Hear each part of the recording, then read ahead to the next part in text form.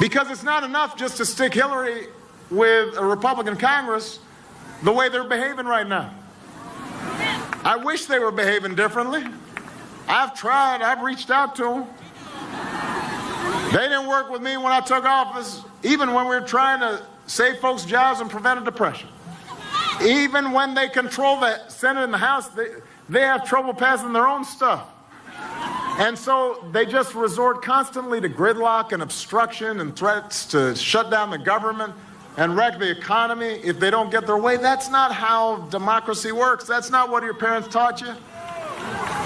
We teach even our little kids in the sandbox, well, share and cooperate and don't hit each other.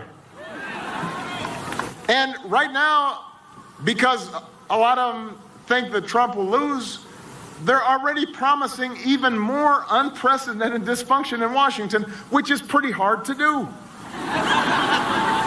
They're promising years of investigations, years of hearings, more shutdowns, more obstruction. I'm not making this up. It is all, take a look. This is what they're saying.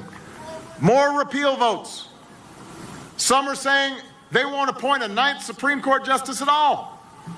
Deborah's opponent, Senator Burr, just said that if Hillary wins, he'll do everything he can to block all Supreme Court nominations. Now, keep in mind that the reason they said they would not have a hearing or vote for my Supreme Court nomination, bucking all of American history, was because we thought the American people should decide the next Supreme Court justice.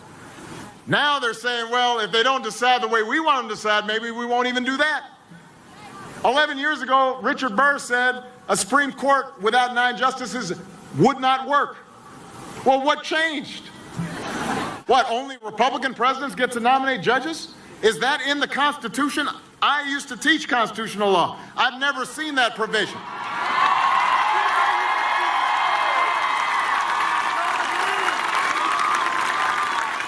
You've got some Republicans in Congress who are already suggesting they will impeach Hillary. She hasn't even been elected yet. It doesn't matter what evidence, they'll find something. That's what they're saying already. How does our democracy function like that? Look, nobody likes gridlock, but I want to be clear about something. Gridlock is not some mysterious fog that just kind of descends on Washington. It's not like some apparition that shows up. It's not like a monster movie. Gridlock's coming. That's not how it works. Gridlock is not happening because both sides, Democrats and Republicans, are being equally unreasonable.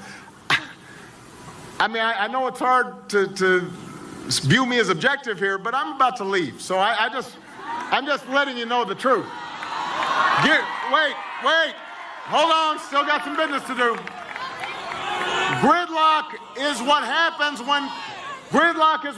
when Republican politicians like Richard Burr decide, not based on the merits, not based on what's good for their constituents, but based on political calculation, that they are going to oppose anything that is good for the country just because a Democrat proposes it.